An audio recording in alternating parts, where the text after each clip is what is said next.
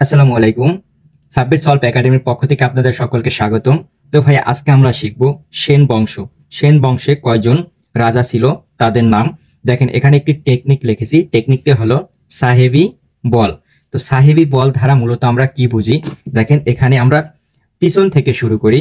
তো এখানে ল ধারা আমরা বুঝি লক্ষণ সেন, ভ দ্বারা আমরা বুঝি বল্লাল সেন, বি দ্বারা আমরা বুঝি বিজয় সেন, হে দ্বারা আমরা বুঝি হেমন্ত